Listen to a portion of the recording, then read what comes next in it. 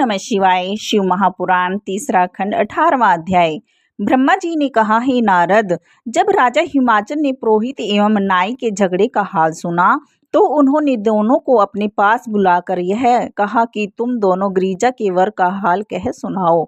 यह सुनकर पुरोहित ने उत्तर दिया, हे प्रभु, आपकी आज्ञा अनुसार मैं सर्वप्रथम गिरिजा के पास गया, फिर गिरिजा की आज्ञा पाकर कैलाश पर्वत पर जा पहुंचा और वहां शिवजी को तिलक चढ़ा आया। मैंने शिवजी का पूजन किया, फिर उनकी स्तुति करते हुए यह कहा कि तीनों लोग आपके सेवक हैं, अतः आप कृपा करके गिरिजा के साथ विवाह करना स्वीकार कर लीजिए। मेरी बात सुनकर पहले तो शिवजी ने मना किया, फिर मेरी प्रार्थना को स्वीकार कर लिया। मैं उन्हें तिलक चढ़ाकर लौट आया। हे राजन, शिवजी सब प्रकार से गिरिजा के पति होने योग्य हैं। तीनों लोकों में उनसे बड़ा और कोई नहीं है। सब लोग पाल उन श्री शिवजी की महिमा का वर्णन करते हैं। उन्होंने चलते समय मुझे भस्म दी थी, जिससे मेरे घर में सब प्रकार की सुख सामग्री उपस्थित हुई है। इतना कहकर पुरोहित अपने घर चला गया।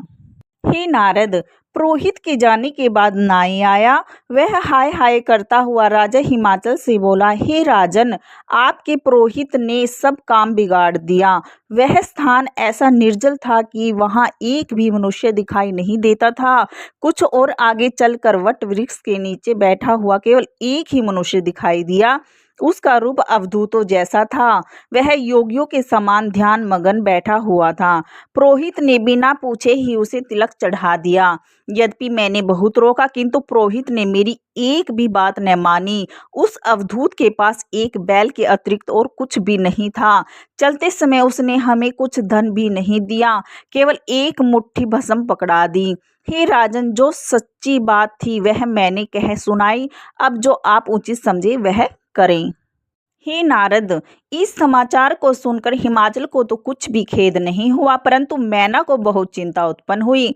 उन्होंने हिमाचल से कहा, हे स्वामी, मैंने जब से यह सुना है कि पुरोहित ने एक भिखारी के साथ मेरी पुत्री का विवाह निश्चित किया है, तब से मुझे बहुत चिंता हो रही है।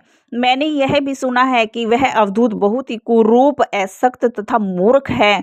मेरी पुत्री परम सुंदरी है, तब भला ऐसे पति के साथ उसका विवाह किस प्रकार किया जा सकता है। हे नारद, हिमाचल ने यह सुनकर जब अपने मित्रों को सब वृत्तांत सुनाया, तब उनमें से किसी ने यह बताया कि तुम्हारे धन्य भाग हैं जो गिरिजा को ऐसा श्रेष्ठ पति प्राप्त हुआ है। और किसी ने यह कहा कि ऐसे वर के साथ विवाह करना उचित नहीं है। गिरिजा का विवाह तो किसी राजा के साथ ही होना चाहिए। हिमाचल ने उन सब की बातें सुनकर उत्तर दिया, हे भाइयों, जो भगवत इच्छा होती है उसमें किसी का वश नहीं चलता। यह कहकर हिमाचल ने यह सब वृत्तांत कह सुनाया कि जिस प्रकार सब देवताओं ने गिरिजा के साथ विवाह करना अस्वीकार कर दिया था, फिर उन्हें यह शाप भी दिया था कि देखो, शिवजी की भस्म को प्राप्त से हमें पुरोहित के घर किसी प्रकार की कमी नहीं रही है। उन्होंने यह भी कहा कि इन सब बातों पर भली भांति विचार कर आप मुझे अपनी राय दीजिए, उसी के अनुसार मैं आचरण करूँगा। अगर वीडियो अच्छी लगी तो लाइक करें, सब्सक्राइब करें। धन्यवाद।